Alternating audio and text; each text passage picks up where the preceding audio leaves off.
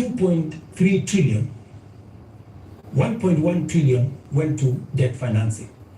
1 trillion went to salaries. What did we do? We had to go and borrow to pay the counties. We had to go and borrow to fund our education. We had to go and borrow to fund.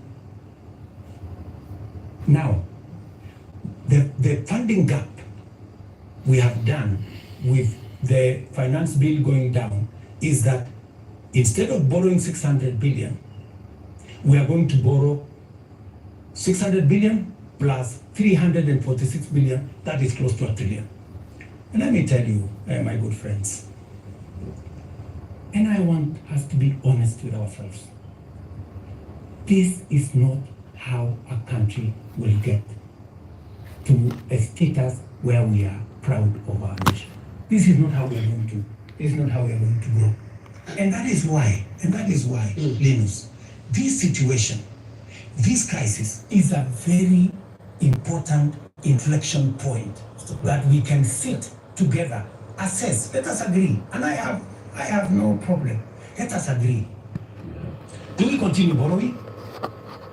Let me give you the statistics. When in 2013, Linus, just allow me 1 minute, please, with a lot of respect. In 2013, the debt stock of Kenya was 1.8 trillion. For 10 years, that increased 5 times to 11 trillion, 10 point something trillion. We built a lot of roads. We connected a lot of electricity.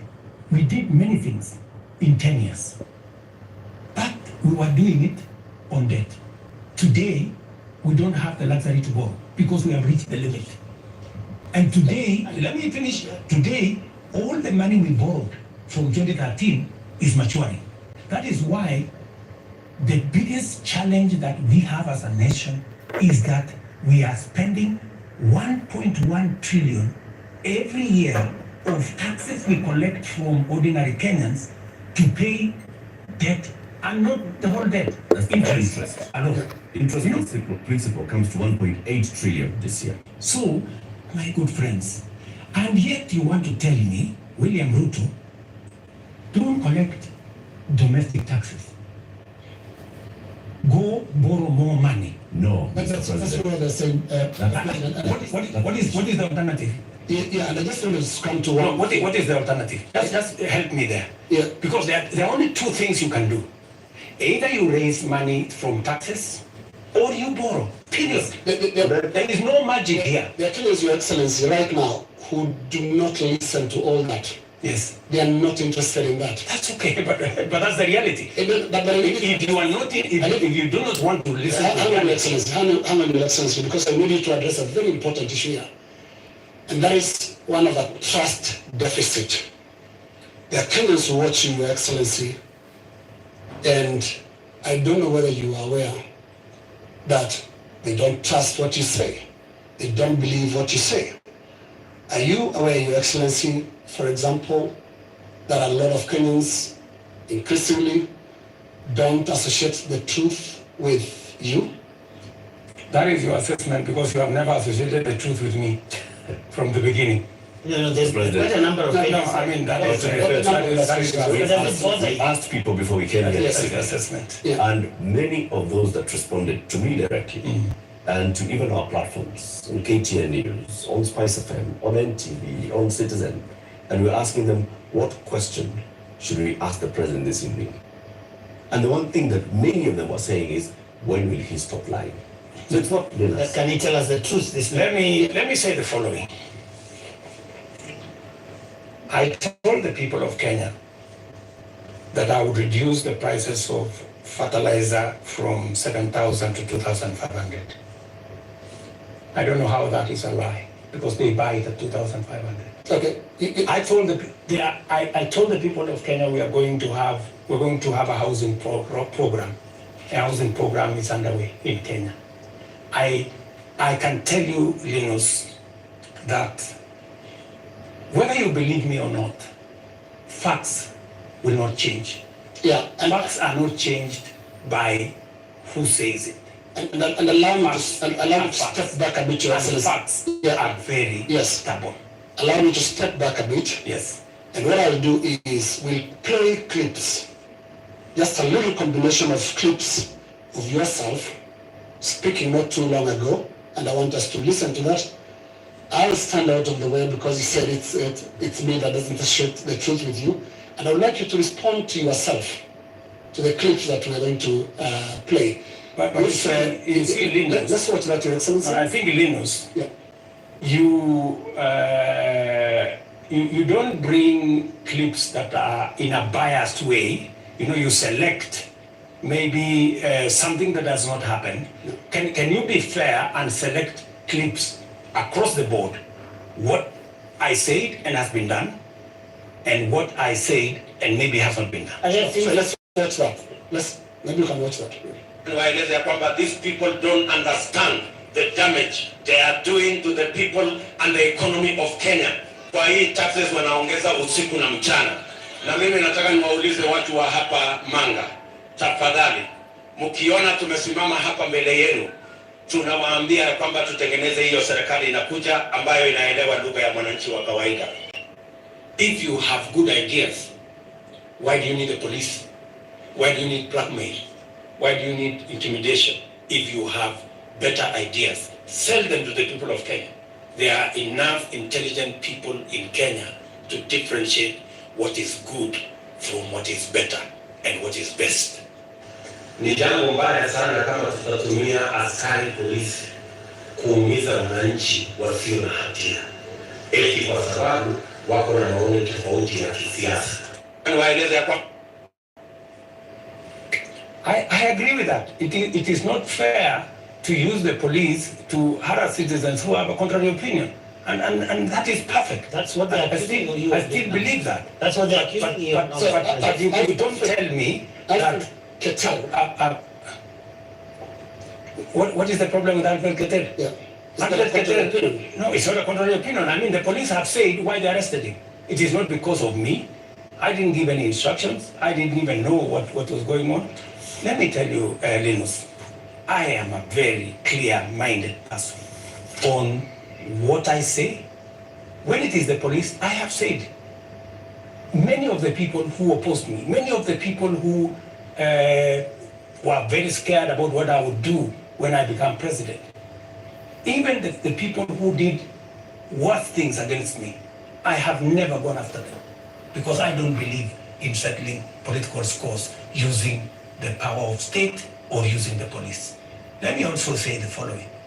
When I talked about the taxes that I was the campaign trail, yes. I was addressing in the campaign trail, it was very obvious that when at that time we were in subsidies, that did not make sense. It is because I removed the subsidies and I changed and put production support. That is why today the price of unga has come down from 240 to 100, because I changed the model, I changed the configuration, and it is giving us results. But are you aware, Mr. President, that the thing, perhaps apart from now the police brutality that people associate you the most, is the issue of taxes? I'm sure you know the name they call it. You've actually talked about it even yourself. This guy that they want to come down. Let me tell you, my good brother, Ageo. When I came into office and I assessed the situation, and it was no longer possible for us to borrow money, I had to be honest with the people of Kenya. I had to tell them, we have two options, right? And even as we imposed taxes, we explained, we made sure that there was adequate, elaborate public participation on what it is that we were trying to achieve. And let me tell you the following. I have done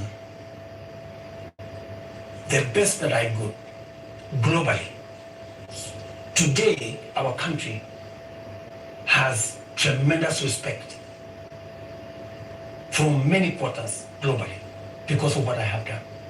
I have raised the profile of our country. Today, I was in Narok.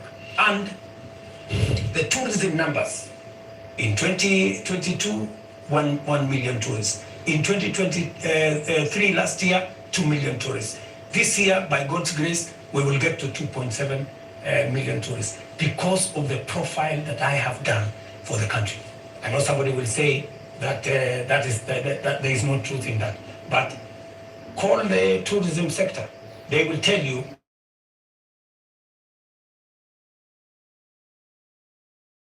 themselves that 80% upwards, which is a new phenomenon in Kenya. That's a So That's tell a you lie. that the international community have developed enormous confidence in Kenya. I see people who are saying, why did William Ruto go to China? Why did William Ruto go to Europe? Why did William Ruto go to America? Because you're going Let me to just tell you borrow very money. important. When I went to China, we got money to be able to put equipment in 70 of our technical training colleges. Today, the contract has been signed, the equipment is being manufactured. When I went to China, we got money to build Boston Dam that has been waiting, that will serve the counties of Bomet and Kericho. When I went to China, we got money to build, we got 30 billion shillings to build roads in Nyandarua, in Kirinyaga, in 8 other constituencies in Kenya. That's why I went to China. When I went to America, we got a $1 billion facility to be built in Naivasha that is going to be the biggest data center in Africa, funded by UAE, working with Microsoft and Kenya.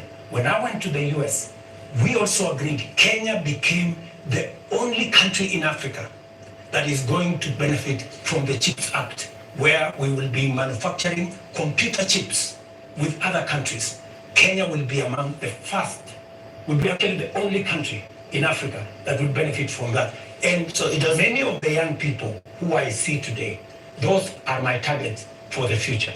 So it doesn't bother you that there's this tag on your head as a president who has overtaxed Kenyans, and now the sufferings that we are going through is because of excessive taxation that you have imposed on Kenyans. That is what I was asking about. You see, if I am called Zakai, yeah, because I have explained to the people of Kenya that the option we have is if we continue borrowing, we will go down the cliff. If that is what is going to take Kenya to be saved from a debt default, I don't mind being called Zakai, because it is a sacrifice worth making. Mr. President, every morning on Spice FM, we have 4 hours of a talk show. And many times we ask people, even those who come to the show, to tell us what is it that the nation is saying when we're seeing people out in the streets. And many of them, even when we said that we're coming, you have invited us to come and have this conversation this evening, they said, tell the president that he's tone deaf. And we ask why and how. And they say, when William Ruto took over as president, he took over a budget of 3.2 trillion shillings. He went to Parliament and he said, Honorable Speakers, I believe that this budget is too high. We should cut it by 300 billion shillings. So you believed barely 1.5 years ago that you can run the country with 2.9 trillion shillings. Barely a few months, you went to Parliament and requested to spend 3.6 trillion shillings. This year, you went to Parliament and initially requested to spend 4.2 trillion shillings. And what do they see in return? They see extravagance in government. They see a government to employ new people called CASs, using new motor vehicles and trips that are extravagant. They see opulence with those that are close to the president appearing in public carrying wads of cash. They see condescending attitude from those who serve in this government when they're asked, why are you spending? And they respond the way they respond. Your advisors speaking the same. And so they see a government where the president is telling people, we are going to live within our means. We are all going to tighten our belts. we have austerity. They end up with their children not going to school because for months JS teachers are on strike. They end up with, right now, 91 days where clinical officers have not been to work. 91 days, Mr. President. We ended up with intern doctors going on strike for weeks because the government says it has no money. We end up with people going to these hospitals and there's no medicine. We end up with people who are being told that we don't have money to pay salaries, or we don't have money to pay salaries and also have a development. Yet, they see all this extravagance and opulence from those in power. You are tone deaf, Mr. President, that's what they say. Well, I guess that's why we must have a conversation. That's why we must have a conversation. And I'm very happy for us to have this conversation so that we can put the facts on the table and we can all of us make a decision. But let me tell you the following. I've listened to you, and let me also tell you that today, the universities, which were almost closed, they had debts of 60 billion shillings. I have enhanced their budget by 40 billion shillings. The universities, because education to me is very important. It is the greatest equalizer. Today, the universities can confirm to you, and I was sitting here with the vice chancellors, that I made the right decision because we are funding the universities better. Let me also tell you, I took the decision to hire additional teachers, 56,000. It has never happened in the history of Kenya. Why? Because education is the greatest equalizer. Many parents in rural Kenya take their children to schools that have no teacher. And we are disadvantaging them. The children of the poor get the worst form of education. They have no chance. I decided, because I said it is bottom up, I decided that I'm going to put more money in making sure the child of every Kenyan has an opportunity to be their best by giving them the correct education. I decided that I'm going to put money in farming. The first year, I put 10 billion shillings in fertilizer subsidy, a program that had been scrapped for 5 years. The difference is obvious. Today, by God's grace, we have a harvest. The prices of food commodities has come down. Day before yesterday, Latif, there was a release of where we are with inflation. Inflation in Kenya is now 4.6%. When I came into office, it was 9%. Inflation coming from food products. It was reported not by me, by the institutions that I charge, 4.6%. We have, where I have invested money, I can account for it. Right. And it is making a difference in the lives Their of concern many. is on extravagance in I will come to opulence in on opulence and extravagance. Every trip I have made, I have not made any trip outside Kenya to go and do things that are of no benefit to this nation. I can account for every trip that I have made outside our nation, whether it is on projects or programs or investments or even the profiling of this country to put it in good standing for us to attract investment. In fact, the Nairobi Stock Exchange, which was almost closed, was rated the best in the world. Not said by William Ruto, but it was in the public domain by Bloomberg. If you don't believe me, believe Bloomberg. Mr. President, So I have done what I could for the country. You're But not- let me finish. you're not Opulence. answering questions. Let me go to the opulence. And let me be very clear that the display of insensitivity is a statement that has come to me, and is a sentiment that has come to me, and you will see something very different going into the future. Whether it is coming from my staff, whether it is coming from this office. And I know people have raised issues of CS, for example. I deliberately, even after Parliament had approved the position of CS, I have not appointed any CS because I realized that we were in a situation that we could not. And no CS will be appointed until we have an economy that can support more opportunities.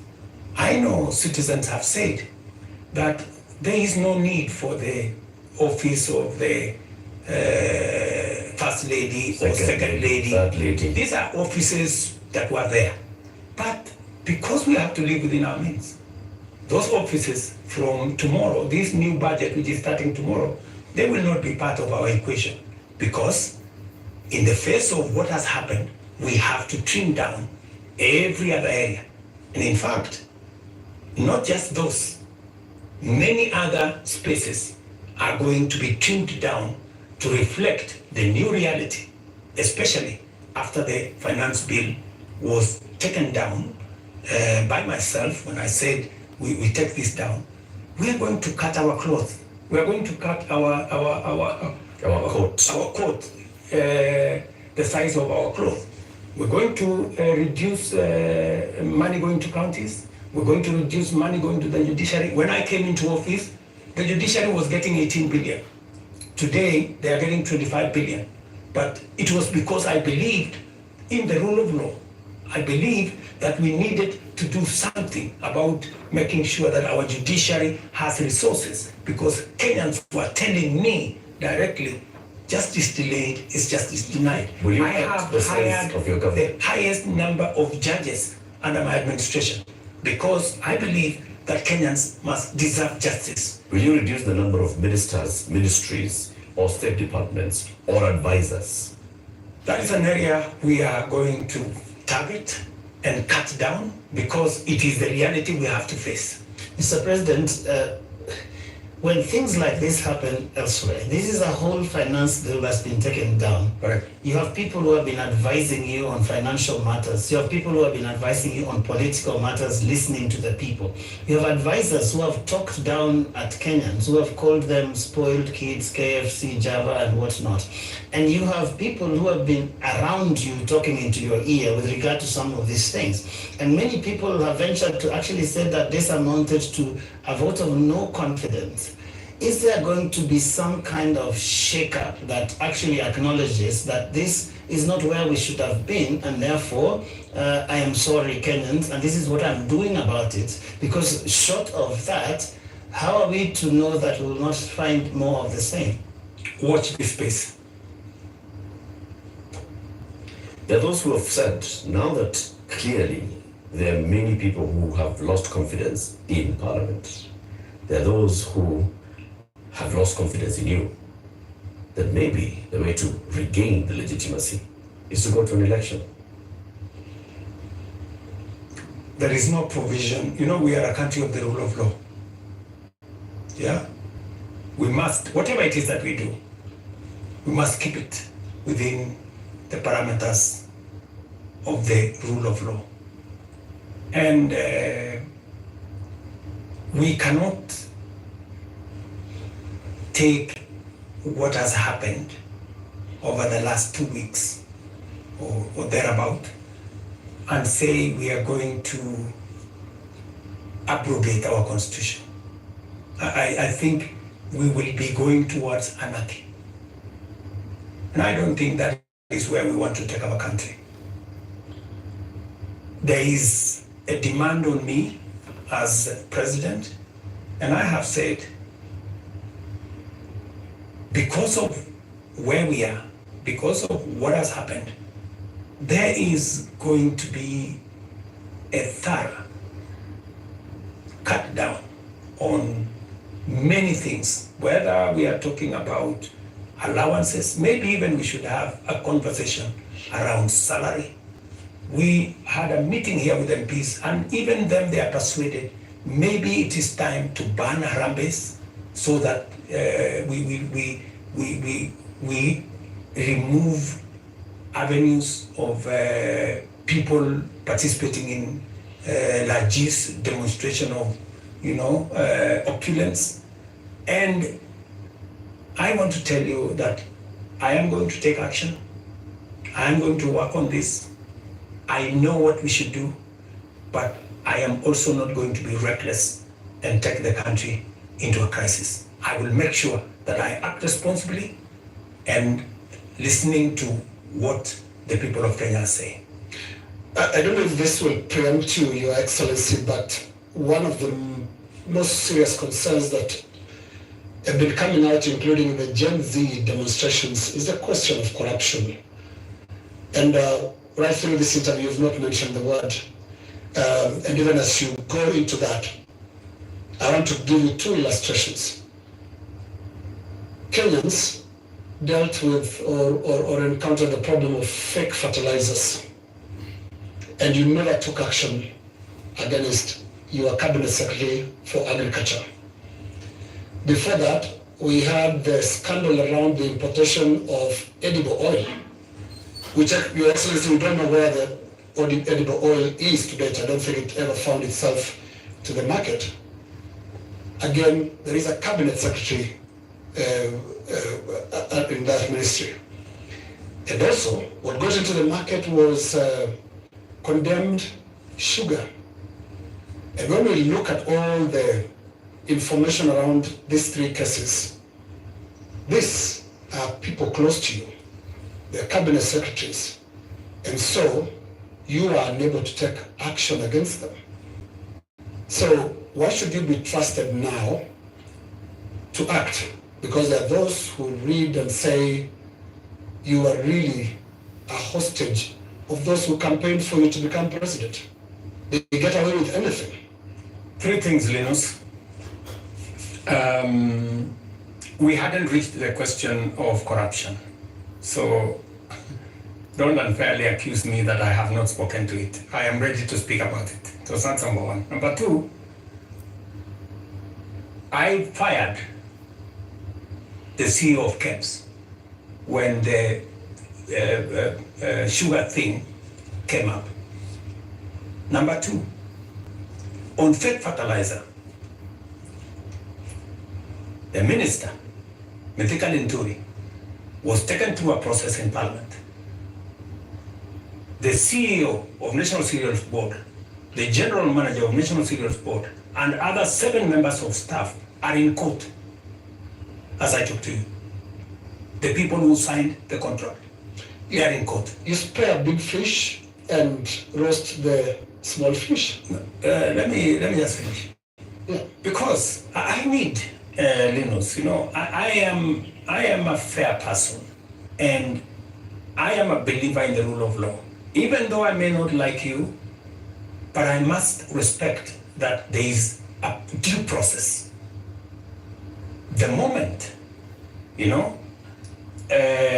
will have a minister who is charged in court, meaning there is evidence that they have participated in crime.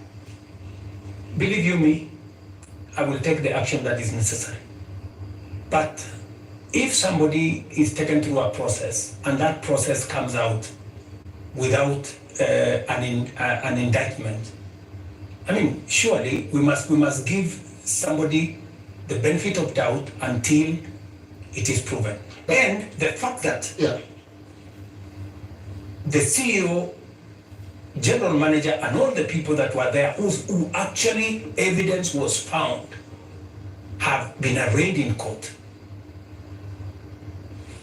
Isn't that a step in the right direction? What a political responsibility. What a political responsibility. Let me finish.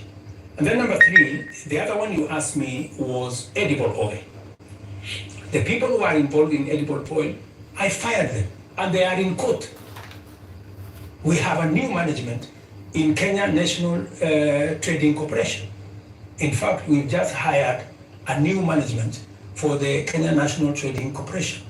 So those are actions that I have taken. And for your information, Void of what Joe is calling political responsibility. Yeah. but you see, yes, but you see, gentlemen, Uhuru Kenyatta, as I served him as his deputy, removed 6 cabinet secretaries. But eventually, they were found that they were innocent, and we had to appoint them to be ambassadors. So some of these, actions must be tampered with process of law, due process. So unless we follow due process, gentlemen, we will end up being something else. Just a moment, Eric, in a moment. Because up to this point, Your Excellency, if I don't want us to lose the context, the last 2 weeks have been extraordinary. We've never seen anything like this. You have KDF troops in the streets of Nairobi. Up to this point, Your Excellency, and including on the question that I've just asked you of accountability within your government, do you think you are addressing the grievances that have made thousands of Kenyans across the country in places that were unimaginable to get out to the streets to say Ruto must go? Do you think up to this point they feel you've addressed their grievances? I am not in their space, so I am doing what I believe I should be doing. I have taken the responsibility to withdraw the finance bill with all the attendant consequences. That I have done. I know what it means, and I know where it takes the country, and it is not a simple decision for me to make. And for your information, the finance bill was going to take Kenya big steps forward, but it's a sacrifice I've had to make because of the political reality that we are in. But it will mean counties will have to take maybe 30 billion shillings off their budget. It means we have to reduce CDF by maybe 10 billion shillings. It means we have to rethink about what to do with JSS teachers. It means we have to put on the freezer. We wanted to hire another 20,000 teachers because there are kids who do not have teachers. It means we have to work on our UHC program. We thought we would upgrade, for example, Linda Mama.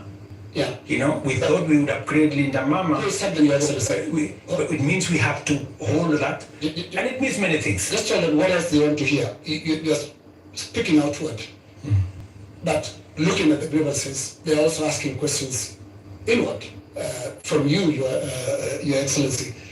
And what I can hear from these grievances that have been expressed quite loudly, you said you're not in their spaces. Sometimes get into the spaces to listen to what they're saying. And all they're saying is, you cannot be, for the next 3 years, the president that you've been for the last 2. So what is that you're going to change about? That's why Linus, Yes. that's why we are here. Of course, it's not going to be business as usual with the kind of reality we are faced with now. It has to be different. Do you regret anything at all? What you should have done better? What your people would have done better? Well, maybe there are things we should have done better. We should have communicated better. I think the biggest problem we have, even with the finance bill, because the finance bill has great things for Kenya. The finance bill says we shouldn't be importing potatoes from Europe. The finance bill says we shouldn't be importing onions or eggs from Europe. The finance bill says we should be growing our own industries. We should be manufacturing diapers in Kenya. We have 10 companies doing that. We should be manufacturing all those things in Kenya. We should be expanding our manufacturing capacity. That is what finance bill was talking to. But I am sure we will recover that when we have explained. Yeah. The biggest challenge that I regret is that we didn't communicate better. Maybe we failed in explaining to Kenyans what the finance bill was all about. Because I promise you, if I am given a chance to explain to the people of Kenya what was in the finance bill and what the finance bill would have done for this country, every Kenyan would have agreed with me. But It's just my regret is that they would say you were here, Mr. President. They said you would have explained. we didn't explain ourselves better.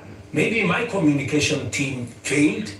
Maybe I'm sure my communication team failed. Our communication architecture did not deliver, did not get the message out to the people of Kenya. Yeah. In fact, if you look at what people were saying, they were saying, for example, there is a matter of land on the finance bill. There was no matter of land in the finance bill, not even a single line. And it is on that basis that people rejected the finance bill and many other things that were not in the finance bill. Now, communication is about words, Mr. President. Let's go to the deeds.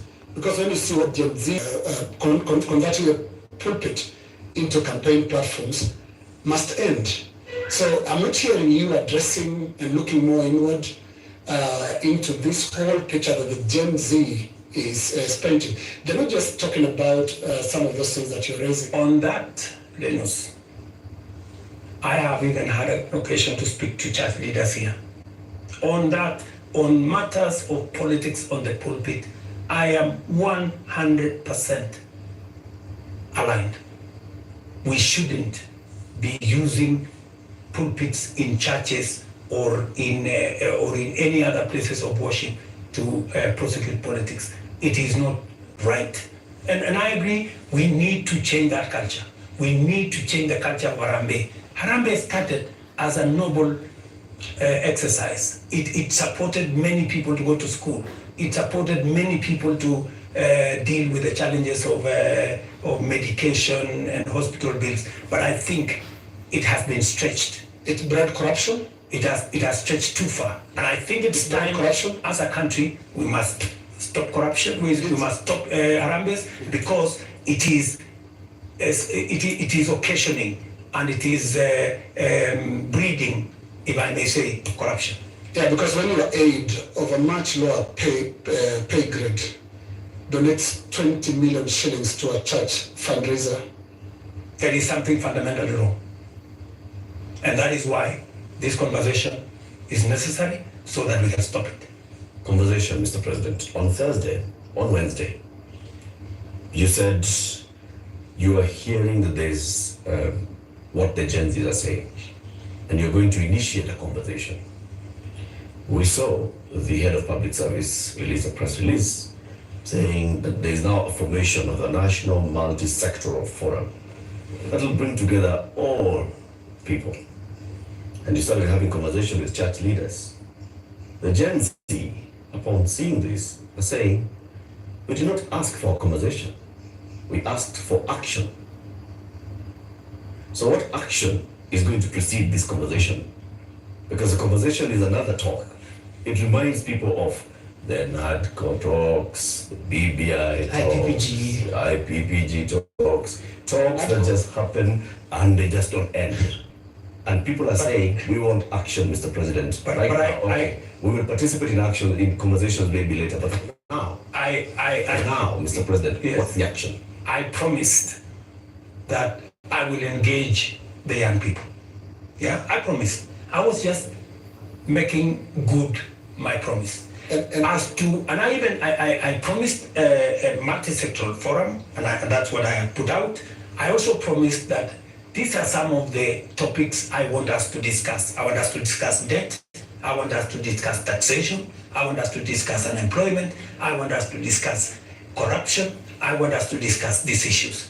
And it was a suggestion, and I am open. I am hearing that the young people are saying, we don't want a multi-sectoral forum. Maybe we should have an engagement with the president on X. And I am open to having an engagement with the young people on a forum that they are comfortable with. If They want digital. If they want me to engage with them on X, I will be there. At this point, Mr. President, do you think you know what the young people want? I have many young people in my house. Are they telling you all this about? The same ones that are in all these other spaces. And they want an engagement. They have ideas. They have suggestions. And I am open. If what we are doing on the digital space, on the housing program, on the export of labor, on manufacturing, if they have suggestions, I am open to those suggestions. They can improve, they can change, they can make new suggestions. And I also have a responsibility as a father, because these are our children. I have also a responsibility to guide and to listen to them and to tell them, yes, on this, I agree. For example, let's not have a spouse's office. I agree. Let's not have CASS for now. I agree. Let us not have Advisors. Advisors. We will agree. Let us not have the churches being a space for politics. I agree. So many of these areas, we need to even have a conversation.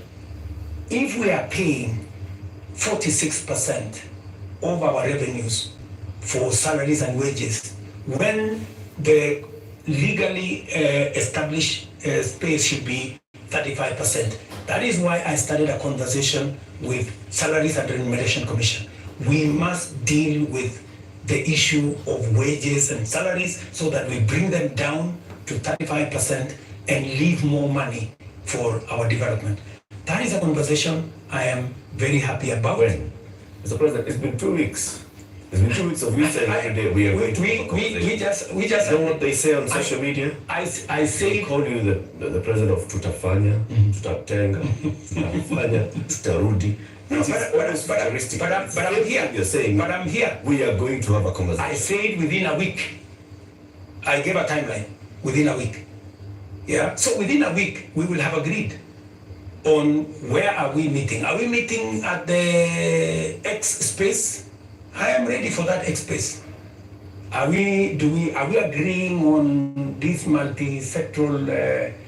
I'm waiting to see the suggestions that Kenyans have. I don't want to prescribe any suggestion, but when I give out a suggestion, I expect feedback. I expect people to say, maybe this is okay, maybe this is not okay, and then we agree on a way.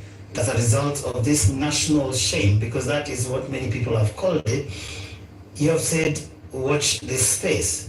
And here there are all these other things that young people are asking you about. What is that concrete thing that you're telling them tonight that I have heard you? These are the things I've heard you say since all these things started, and this is what I have done. Because you seem to have withdrawn or declined to sign this finance bill rather grudgingly, but not in good faith, having understood what people were saying. You're regretting this thing. You're saying, you guys, mutaona, mmekataa lakini mutaona. That is what we're hearing. Let me tell you that I will not lie to the country that putting down the finance bill is going to be easy. I'll not be a leader. I have to be brutally honest. And those consequences, it will start with me. To cut down the budget in my office, to remove what we call austerity, to implement an austerity program that will cut down on unnecessary stuff, unnecessary offices, or offices that we can take down. I am ready to even engage the young people and for them to, because they want an engagement. I too want an engagement for us to agree. So what do we do with the debt? What do we do with the following? What do we do with the following? They will tell me, do this, fire so-and-so, do this. And I will tell them what is possible and what I think we could do it differently. Or are you telling me that I should just listen and implement without making a contribution to the conversation? I thought we are having an I'm just telling you what they are saying. I'm not saying anything else. I'm just telling you what I'm hearing, because you did say you're not in their spaces, but I am in their spaces. And in 2 weeks, Your Excellency, by now you'd have known what you should do. And I mean, there are basics. Which 2 weeks? 2 weeks of the riots and 2 weeks of the protests. It's been 2 weeks. It started the other Monday. So let me ask you, Linus,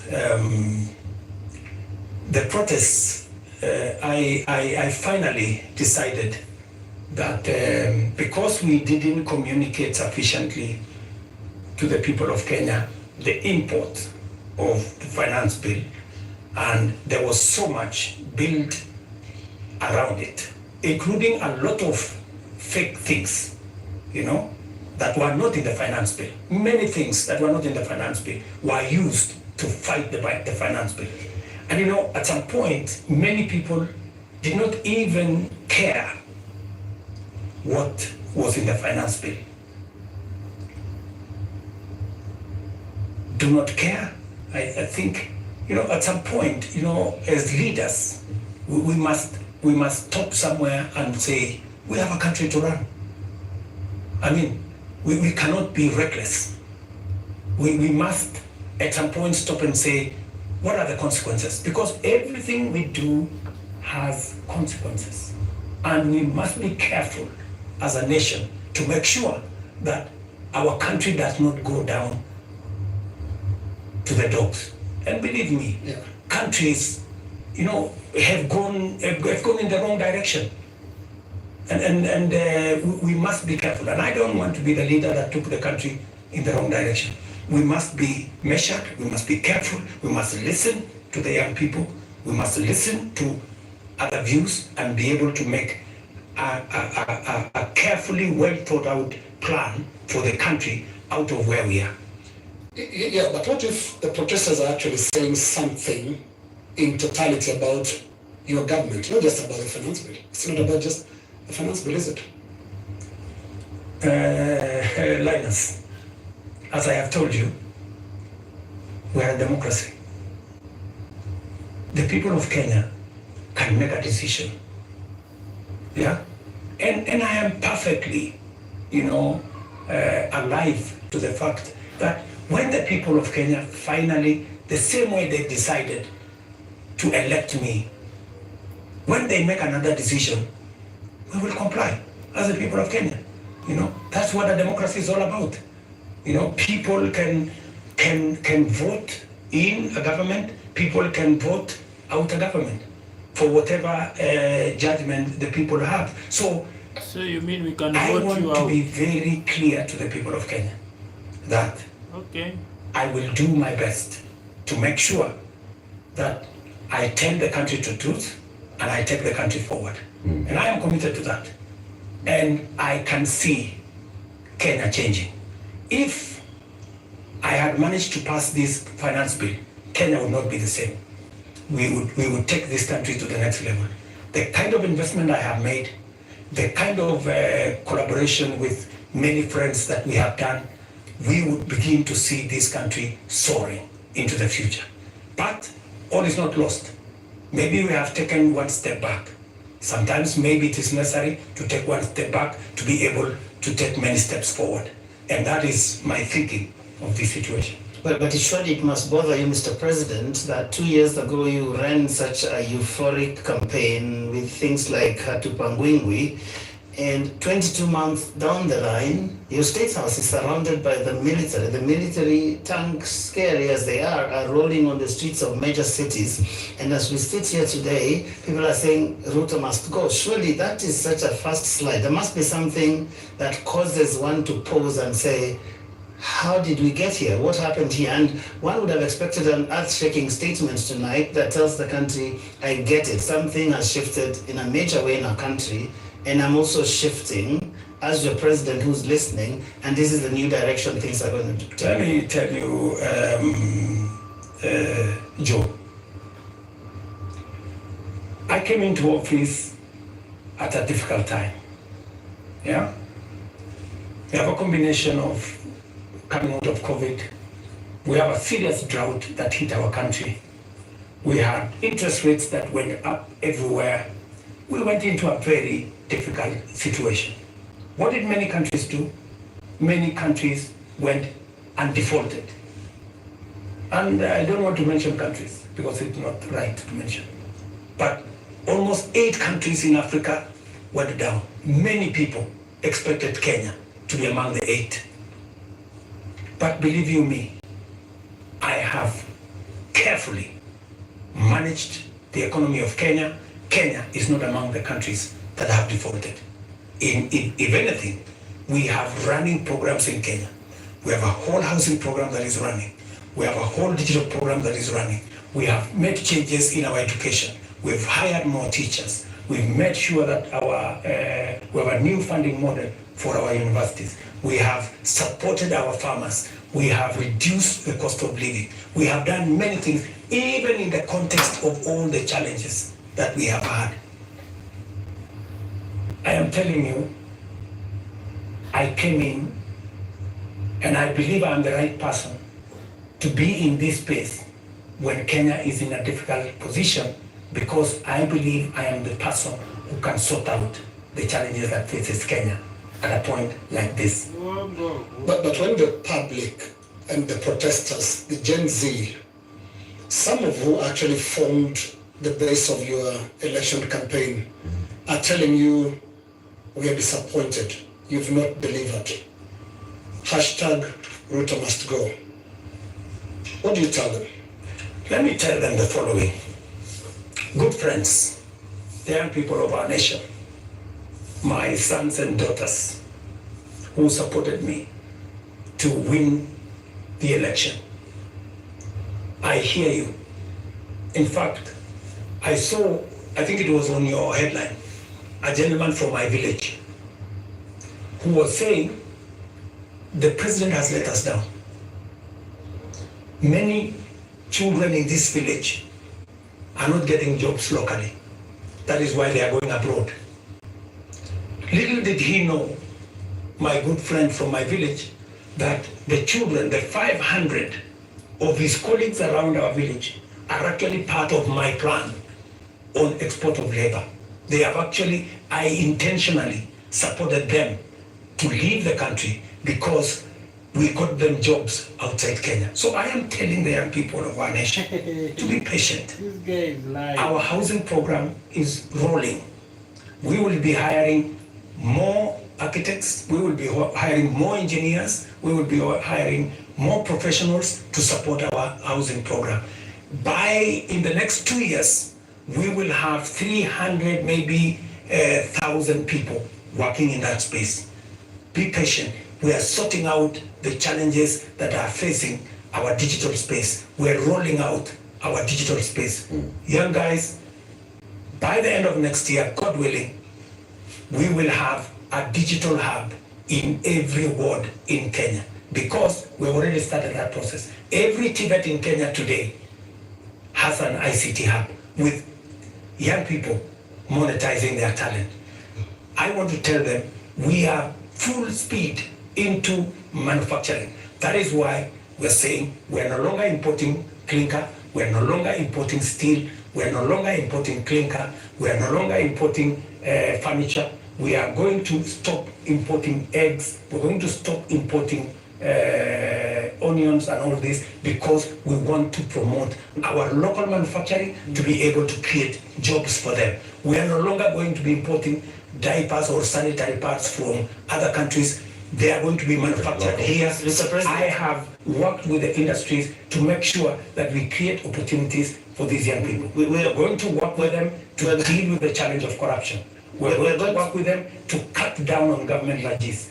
I am going to make sure that we have a lean government that responds to the reality of where we are as a country.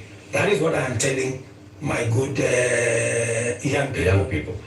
There's another group of young people. Please speak to them directly. Yes. The young doctors who are in university graduating this year, Yes. who are going to look for internship the next year. The young JS teachers who were on strike a couple of weeks ago, who are expecting to be absorbed into full, permanent and pensionable contracts this year. The young clinical officers also who are graduating and they expect to go on internship. The other clinical officers who are hired on contract during COVID and other programs that are just contracts, and contracts are coming to end. I am telling the JSS teachers, I had factored in 18 billion shillings in this year's finance bill to be able to transfer them to permanent and pensionable. Because in my phone, so many of them have asked me, Mr. President, we came in, we had an agreement that we are going to be interns for 2 years, we will move to permanent and pensionable. Although I don't have the finance bill, I want to tell them, give me a bit of time, let me figure this out, how we are going to do it without the finance bill. We had also put 3 billion shillings for the doctors so that we can be able to sort them out, especially the intern doctors and those who we intended to hire under our UHC program. I had put 10 billion shillings on the UHC program under the finance bill. That is now not in the equation. I have to figure out, let them just give me a little time. I'm going to figure it out again because I know and I feel and I made a commitment to them that we will do this. So even in the absence of the finance bill, and even as we cut down on expenditure on many other areas, it is still my commitment that we will see what to do with them so that the job they are doing in teaching our children, in treating our people, do not go to waste. Mr. President, we're almost winding down this, but have you noticed that those young people, they actually have worked out the things that they believe you can take out and still be able to do the important things? Because you seem to have this elaborate plan, and I'm wondering where their views will fit in, because you seem to have this all worked out, but they probably don't want all those things. That is why they have figured out. That is why, you know, part of what I told you, Joe, is communicating, you know, and I hope this time round I find a medium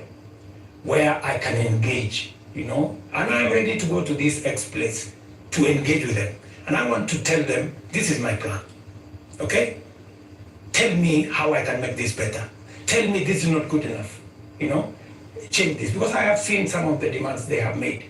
They have said that don't hire CASs, and I agree with them. They have said remove the office of the first lady, the spouse of the second lady and all that, and I have agreed with them. They have said a couple of things that we already are in agreement.